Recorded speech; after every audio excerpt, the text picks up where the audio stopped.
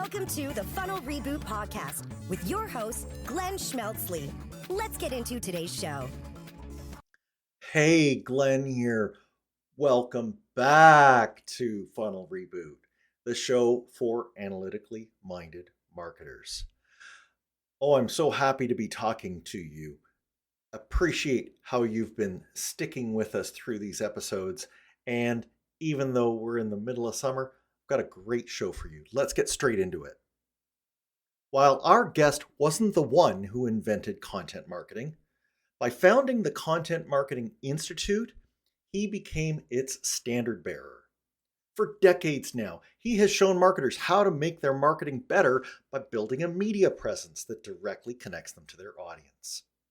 These days, he is saying that this model applies to a much wider populace. He's showing how individuals can make a go of having businesses that are 100% content-based. And he's urging these people, who are formerly known as the audience, to go make their own audience. He calls this type of person a content entrepreneur. Now, this business model, it's got two criteria in its definition. The first is that content is the vehicle used to market the product. Well, we already know this. It's called content marketing. It lets buyers take samplings of some expertise, the chance to see the skills that this person has acquired. What's the next criteria for this model?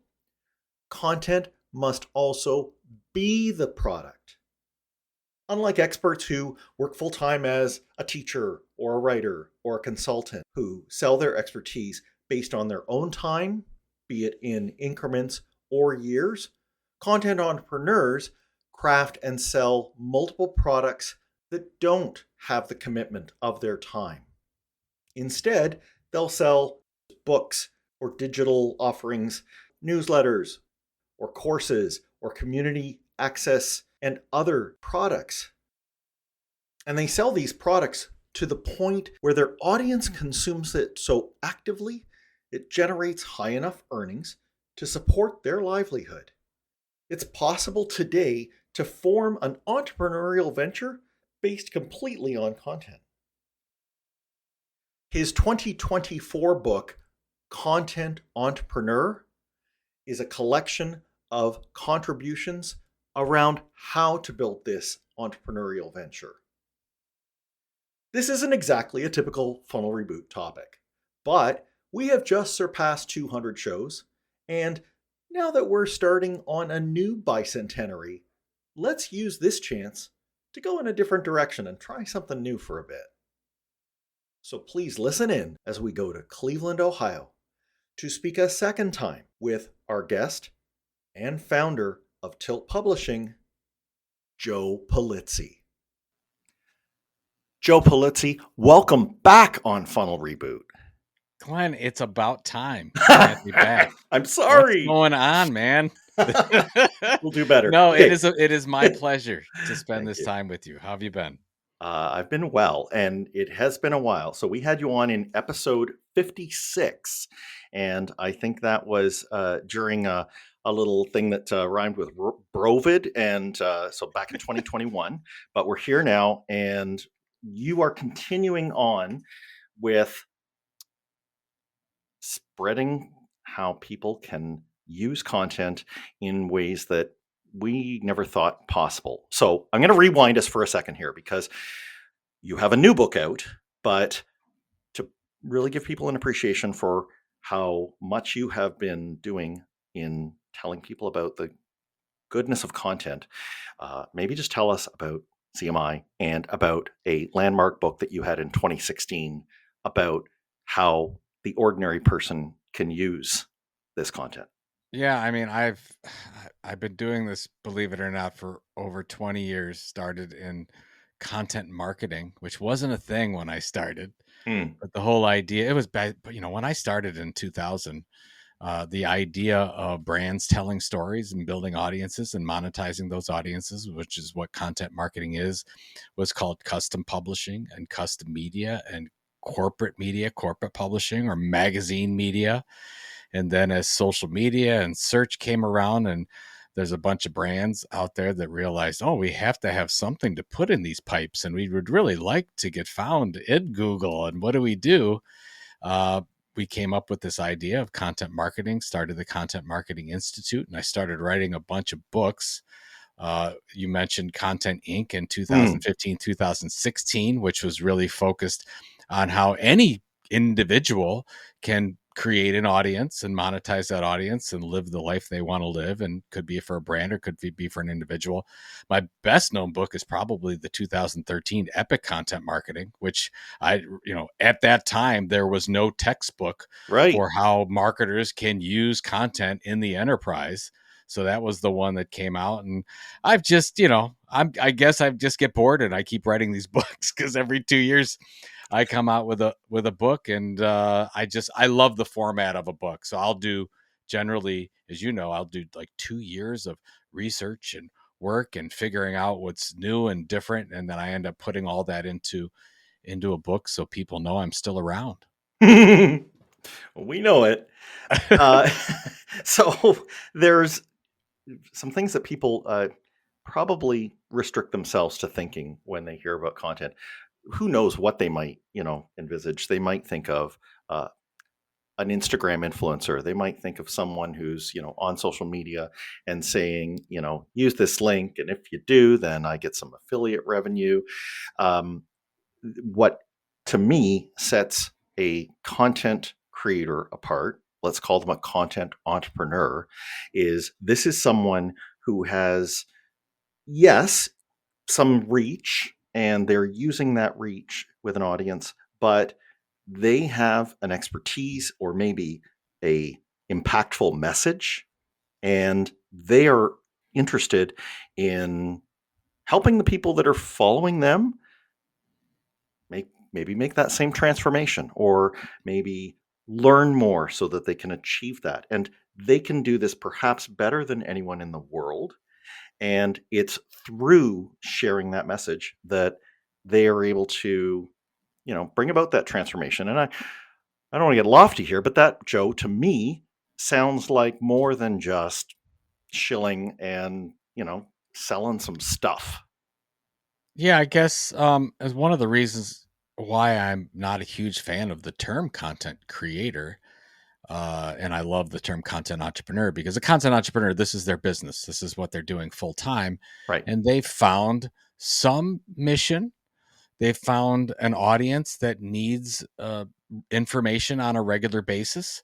That person who's creating this information has become sort of the expert for that group of people. The audience comes to know, like, and trust them.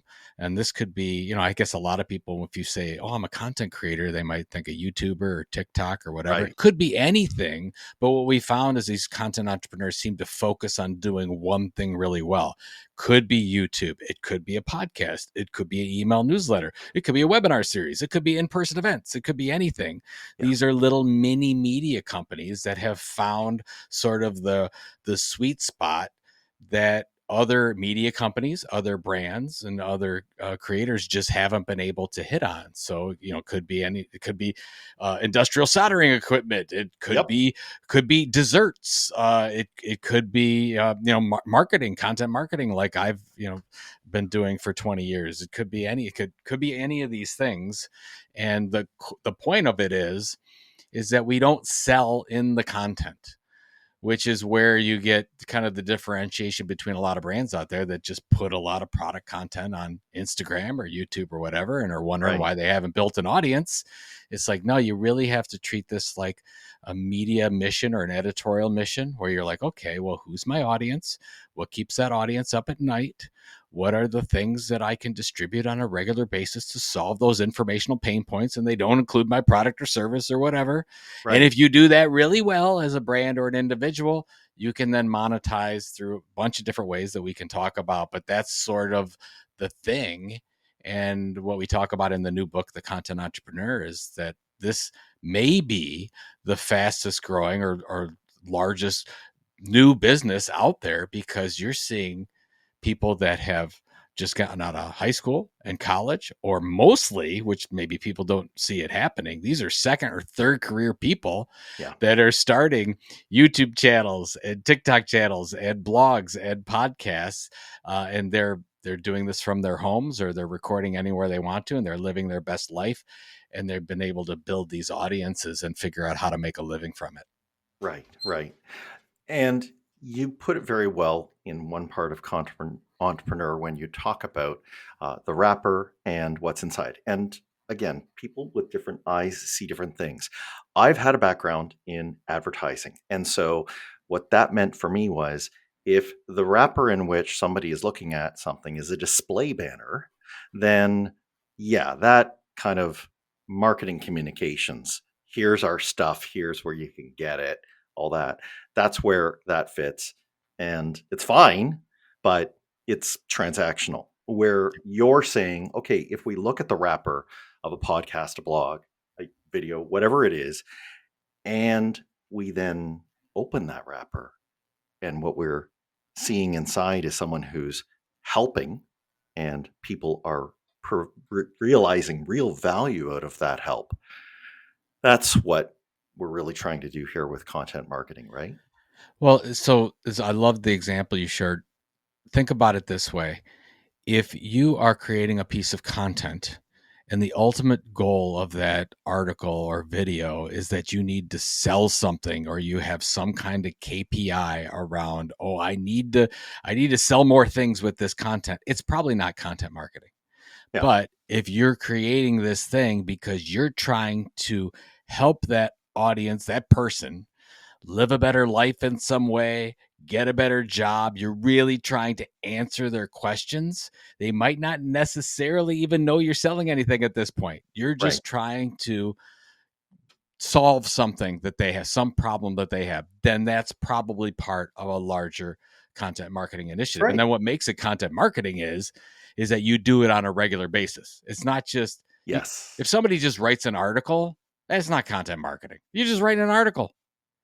Content marketing is you've created some kind of a show. Maybe think about it that way. It's a show that becomes an email newsletter. It's a show that's a podcast, a show that's a YouTube channel. And this show's goal is to get attention on an ongoing basis, build this audience. And this audience, they raise their hand by subscribing or by opting into your email newsletter. And you are going to deliver on their pain points on an ongoing basis. And then, so what's the payoff from a marketing standpoint?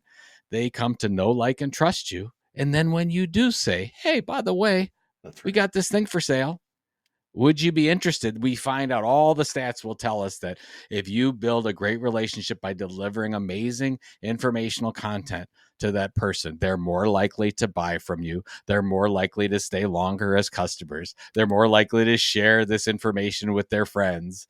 That's why we do it. And I fell in love with this, Glenn, as 20 years ago, because I got into marketing, but I'm like, I don't want to sell. Like, I don't want to do the hard sell. And I said, oh my God, I can be in marketing, and I can actually create stuff that I'm passionate about and deliver this to them on a regular basis and have them write back to me and say, thank you so much for sending this to me. So I can send marketing and they'll thank me. I'm like, oh my God, this is the greatest marketing in the world. And that's why I fell in love with it. And that's why I continue to preach it, because by the way, I'm not against advertising or buying ads on social or whatever. Those are always a reason for doing all, PR. It's all reasons for doing these kinds of things. But I love how content marketing can make all that stuff you're doing so much better, because you're actually focusing on the informational needs and not just the product and service needs of that person. Yeah, it's so well put. It's still being done through things like, we're spreading our word through social networks, and there are going to be some window dressing elements that people see, like likes and comments and reposts. But one way that it was put in this latest book, Content Entrepreneur, was that that's kind of part of a knowledge funnel. And underneath that, there is a sales funnel, but that people, again, that knowledge funnel is where they are gaining the know, like, and trust. And then when you say, buy my book, buy my courses, here's something else I have to offer you, then they'll follow you in droves. Yeah, absolutely. And you can actually, I think there's all kinds of ways to do it. Like you can mix and match. You can say, oh, here's educational content and here's some sales stuff. And so your company might do that. Or the way that I love to do it is you completely separate it like a media company would. Okay. You let's say you have an email newsletter and you're sending that out to your audience or your customers, and all the content itself is very educational, very helpful, very focused on the needs of that audience. And outside of that, you might have a little ad or a little promotion. You might even say it's an advertisement for your stuff. Yep. So you're your own little media Right. company. And I love that approach because it's so honest. It's like, here's my good stuff, and here's where I'm trying to sell you something. And they totally get that. They're like, oh, great. You could sell me all the things you want if you're going to be delivering this great information to me. And That's so it. that's why if you look at like a company, big B2B company like an Aero Electronics, or even look at what like a company like HubSpot is doing, where they're buying these little media companies up, they have maintained in a lot of cases that separation. And I think that can work really well and people understand it. Yeah, perfect. And I just like to underline what you said there about the good stuff, because if they're seeing you talk on social about come subscribe to my newsletter, for goodness sakes, listeners, put stuff in the newsletter that you don't put out on social. Like actually save it just for the people who have taken that next step, who are identified to you, and absolutely give them tons of value and they'll reciprocate. Believe me. On that audience note, so you say that what we should try and do is make sure that we know them. I mean, we have good tools now, but we need to actually do some research if we're going to deliberately figure out who our audience is and how we get our message to them. At one point, I think it said, act like an anthropologist, and try to figure out what these humans really need.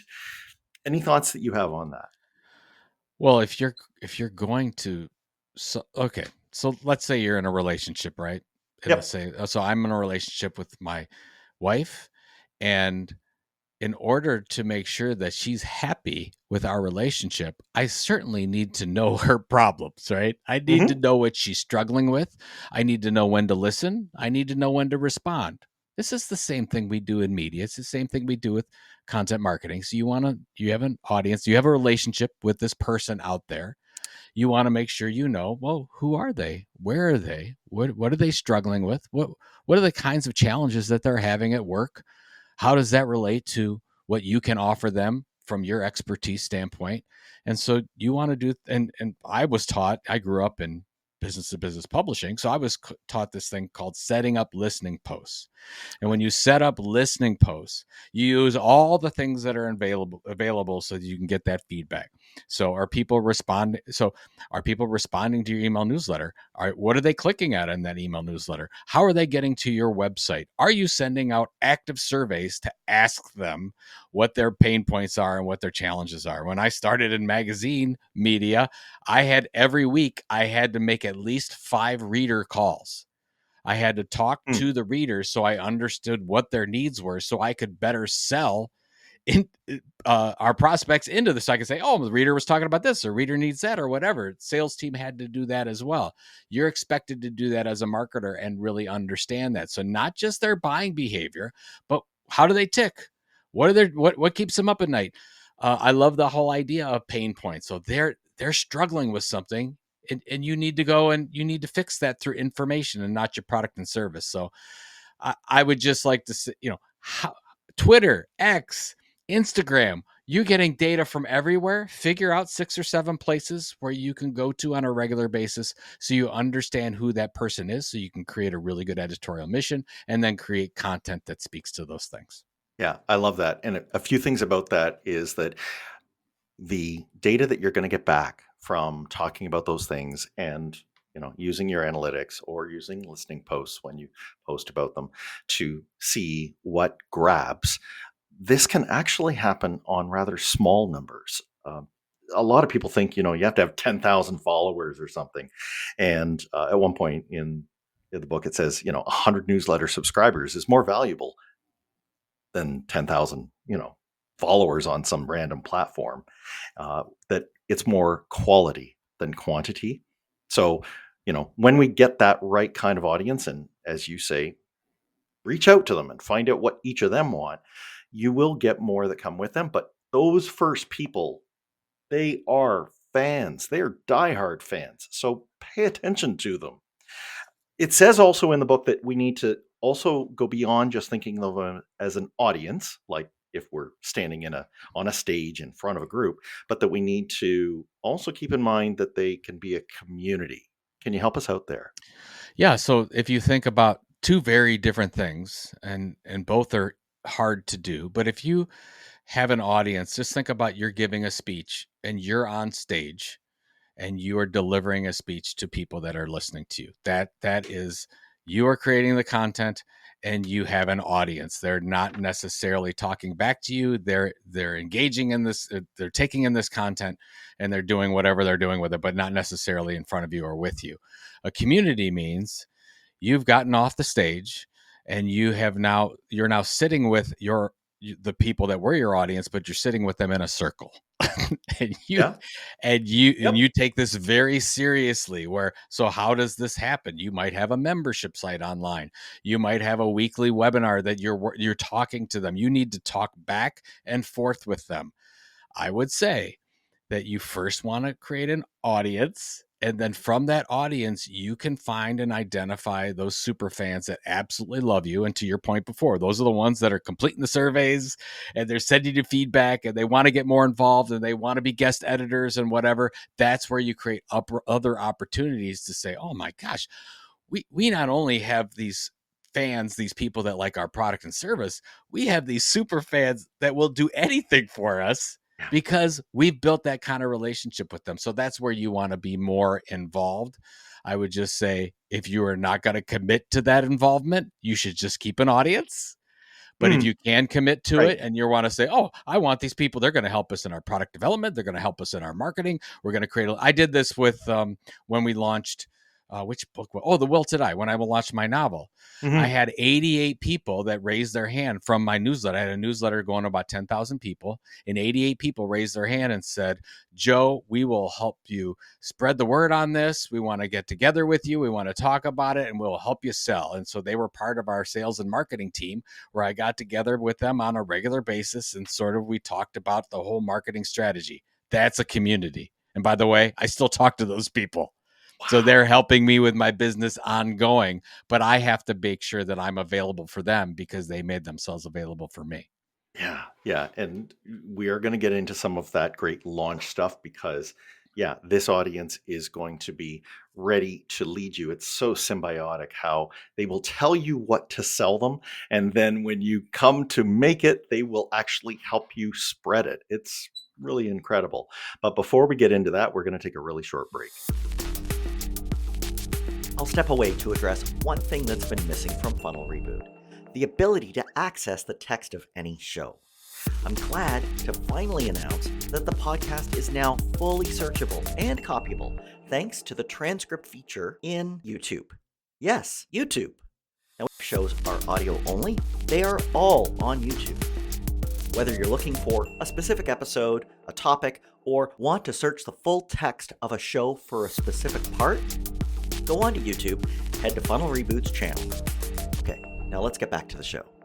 Okay, Joe, we're trying to get enough now. We've got this audience and we need to ideate a little bit about what the products are. So help us here, because I find that I run out of ideas pretty quickly. I read in Content Inc., it talks about there being like a hierarchy of different social channels, and that, I might find people through YouTube or X or, TikTok, but I'm trying to move them up. I'm trying to move them to, as you said, something like a book launch, or to maybe a personal event, or, a smaller community or newsletter. I'm trying to move them up that thing. But okay, then what do I do? Like what are the different products, both physical and digital, that I might have for them?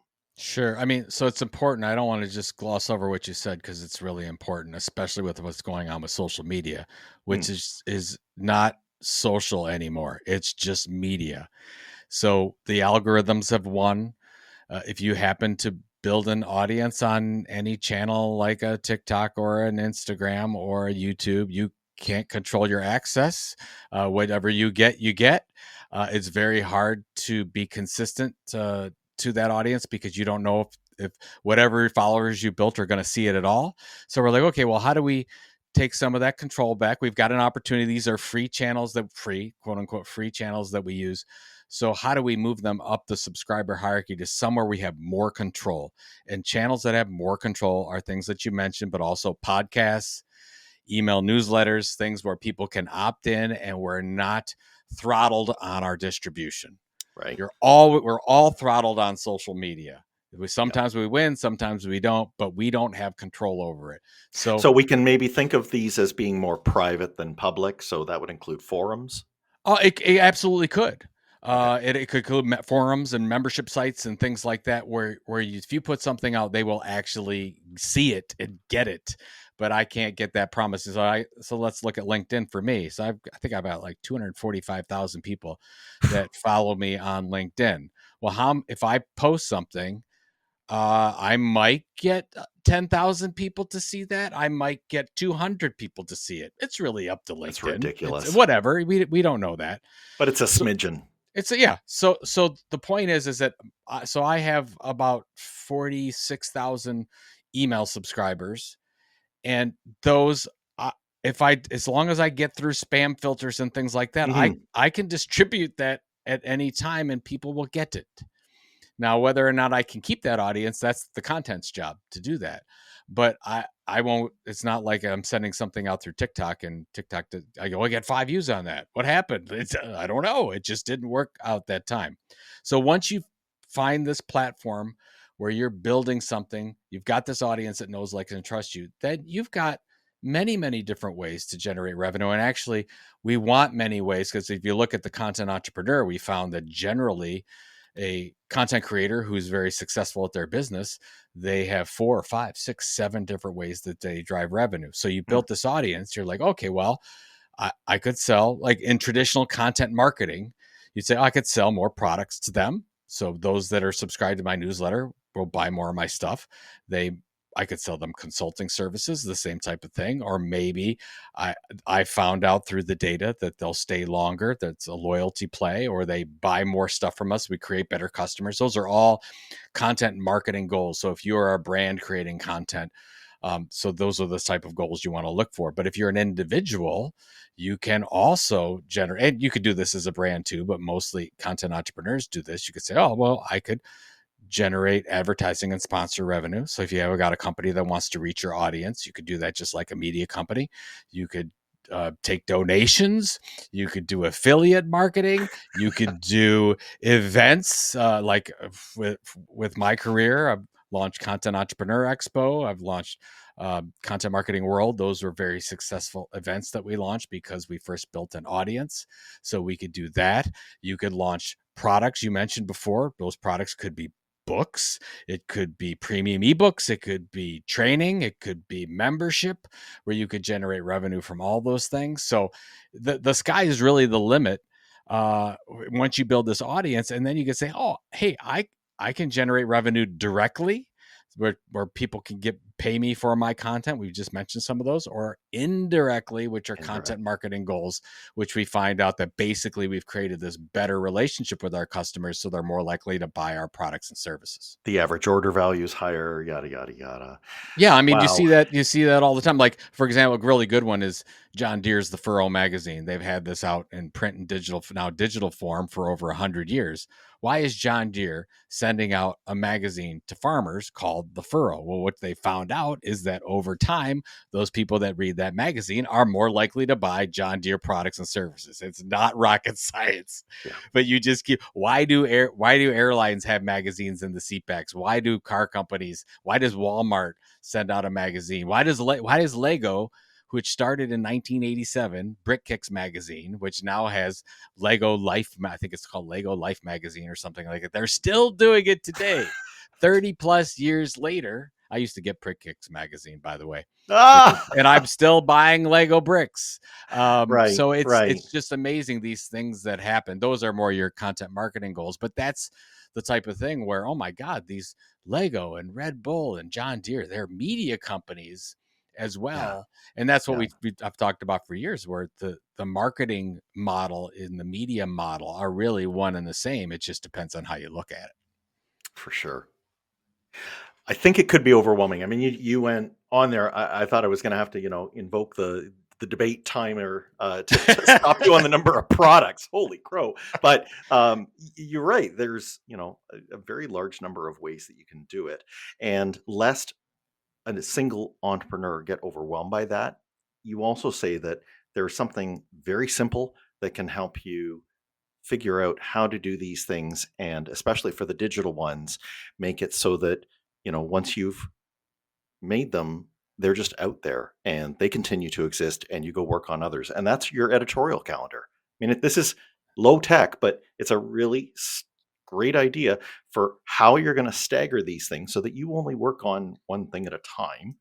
And you also, in between, because you're not going to all launch them back to back, you're going to be putting out content in the intervening times that's either going to be, you know, still referring back to what's been recently launched or teasing what is about to be launched. And this is, again, think like a media company. Yeah, I mean, it starts with, okay, what's your, if you were thinking like a media company, what's your editorial mission? We call it a content mission or a content marketing mission. So it's like, oh, okay, here's my audience. What am I going to deliver? That could be a podcast or an e-newsletter, or it could be a YouTube series. And then what is in it for the customers? What's that outcome that you're going to help them with? And that's the whole why thing. And then you set up on, hopefully you're working, 1 week, 2 weeks ahead. This is not where you get up in the morning, you're like, oh my God, I got to get the newsletter done. Like, there's a No. process and a strategy. You really need to treat this like a product. And then once you create that content, this is a business, right? You build promotional thing, you use social media, you make sure you might cut up your newsletter into different parts for articles on the web. You might, people ask me, how do you write a book? What's the best method? And I've always believed in the blog to book strategy, which I've used with the majority of my books, where for 9 months to a year, I create a little editorial calendar like you're talking about, and those become chapters of my book. And if I do it right and the strategies sound, I've got 75% of a book after 6-9 months, and then I finish it up, and great, I've got that book, and then I go start on something else. So it's not overwhelming if you plan it out. It gets overwhelming when you don't have a strategy and you don't think about it. So just like anything else, like if you said, oh my God, I need to run a marathon. Well, I got to run a marathon tomorrow. It's going to take you a good 4 months of training to get to that point. And that's all, that's what everything is. You're basically, your training is, oh, I'm doing this article today. And then on Tuesday, I do another article. And then on Thursday, I do another article. It's okay. I'm outsourcing it. I've got people that are going to help me. I don't have to do it all myself. I do the things I like and I'm good at, and I outsource the stuff that I don't like and I'm not good at. Yeah. And you're going to learn as you do it, right? You're going to learn how long you need to have as a lead time if you're going to try and get a sponsor for something. You're going to learn there was one part where it said, think about using 80% of your promotional time, in a way that is going to work. And like, that's your core.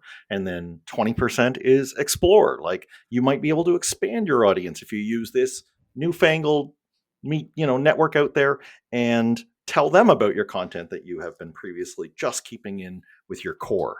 So there's different ways to do that. Now, there's one thing, Joe, that I know that you're ahead of most of us on, and I want your comment on it because it has gone up and down like a yo-yo, in favor and out of favor of traditional media. And it's this notion of Web3 and tokenized value. Can you tell me, or maybe give our listeners a sense of what they might just want to be looking over the hill to see with what's coming there?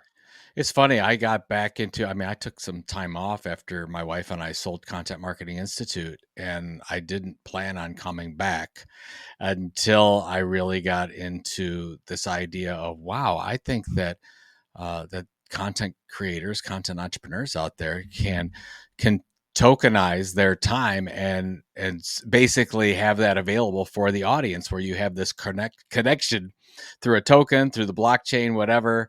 I don't want to get into too many details, but I really thought it was a thing. And by the way, Glenn, I still do think it's a thing, but it's too early for that conversation, I think. And that's what I learned when I had my own token out for about 2 years. And it was very, very successful, except I think people got very intimidated by the idea of a token and do I need a wallet and all these things. Yeah. The technology, I don't think is there yet, but I do think there's opportunities where content entrepreneurs, content creators can have a direct connection and they give some of this power back. And that was the reason why I think there's an opportunity or a play long-term, Glenn, is the fact that Web 2 is completely dominated by Facebook Meta and Google and Amazon. And like you said, they've won. They've absolutely won. And it's very frustrating. I think us as business people, we need to figure out, okay, well, they've taken all this power. All these content creators are out there creating content all over the place, but who generates all the revenue from it? Well, you got Facebook, Meta, and Apple and Amazon and TikTok. And you're like, this is just doesn't seem right. So this Web3 movement long term, I think, will be about, and I hope it's coming back to that. And I hope the possibilities are that we can figure out how the individuals can reap more of the rewards from the content that they create. So that's kind of the basis for it. So my fingers are crossed, to be honest. No, I like that. And because I know it to overlap with some things that humans have had in place for a lot longer, like the idea of loyalty and retention. So like you offered one example in there of if somebody wanted to buy a tokenized pass, let's say to CEX, and let's say that they just love it so much they know they're going to be coming year after year after year, that maybe a token could fulfill that function. Or maybe if things change and they need to part with it, that there's still some value. Maybe somebody else wants to. So retention is something we've had for a long time, and maybe that promise will be fulfilled with Web3 at some point. Well, and to your point, I mean, like with that small case study that you mentioned, that's working really well for us. Like we sold, so we have an event called Content Entrepreneur Expo. And when Brian Clark and I originally launched this thing, we launched these tokens called never ending tickets that you could buy on the blockchain. You could buy through with Ethereum, and we set a higher price on it. And we said, if you buy these things, we will give you access into, as long as we do a CEX, you get a ticket to it. We had 75 people buy this, and now those people are in their third year of getting that ticket, because I thought that it'd be great. They could sort of support us with their loyalty. They paid a little bit more for it, but ongoing, they have that value. That's not just like normally you go and buy a ticket to an event. It's gone. You go to the event, you reap all the value, then it's gone. We wanted something where ongoing it would be something. And to your point, if somebody who has that never ending ticket token wanted to sell it or was not in the industry anymore or didn't see the value, they could sell it, which has also happened to someone else who sees value and move forward with that token. So, I mean, in not this just small anyone, case, it is working. It is working. But I'll add to that, notice looping back to community, because they'll talk about it with other people in the community. This is good for them too. You know what I mean? That they will feel that if they are investing in this, that they are part of something large, that there will be value in it. Much like, let's say, how stocks are held up by the communal interest that people have in owning a share of a company. And that's the idea behind, in this case, that was the idea behind it. And I think that it's interesting. We're having a special party at CEX coming up for our never ending ticket holders. And it's a really nice community. I mean, it is this group of people loves each other, and they will show up, and these are our super fans. Yeah. So to your point before about the things that we can launch and do, we happen to do in this little tokenized way. You don't have to do it that way, but boy, these people not only are they talking to you, they're talking to each other, and that bond grows stronger. And by the way, this is marketing. This is part of marketing. And I think a lot of people forget that these opportunities are available if you, first, give them that, content without, hey, you don't have to buy anything. I'm just trying to help you. I think you're my customer. You could be my customer. You are my customer. I'm going to deliver this to you on a regular basis. You don't have to buy anything. You know what they end up doing? They end up buying more anyways. Isn't that something? And this is where the book Content Entrepreneur really brings it home, is you make it clear before you even get, a few pages in. You're like, if you just think somebody is doing this to have a little money on the side or a hobby, hey, put the book down. It's okay. This isn't for you. But if you are planning on this being a living, if this is, as you say, that mini media company that you can build, then that's what the book is there to do. And the very fact that here we are having a talk about something that a decade ago would have made us sound like we were off our rockers, that there are people everywhere that are actually making a living doing this, and that we need a book like Content Entrepreneur to get into the weeds. It's great. It's really incredible that, I'm biased because I am a content entrepreneur, but I believe that this is the best business model on the planet. So I can work from wherever I want. I can work whenever I want. I can work around my family's schedule. The startup costs are really relatively low. I don't have any ongoing overhead. If I have just a cell phone, I can pretty much start this business. Now, granted, it's very difficult to do this. We talk about it in the book. Yep. It takes really a good solid 18 months before most of us feel like we're going to have this thing is going to work. And for me, it took a lot longer. Initially, it took 3 years. But you know what? So does every business. On average, take about 3 years, and most fail after 5 years. But I really believe if you have a passion around something, that you really feel like you have an expertise area and you've identified an audience need, wow, this is great. And what we found is most content entrepreneurs start this as sort of, I would love if people just quit their job and they go and start this thing, but I'm a realist. Yeah, a lot of people can't do that.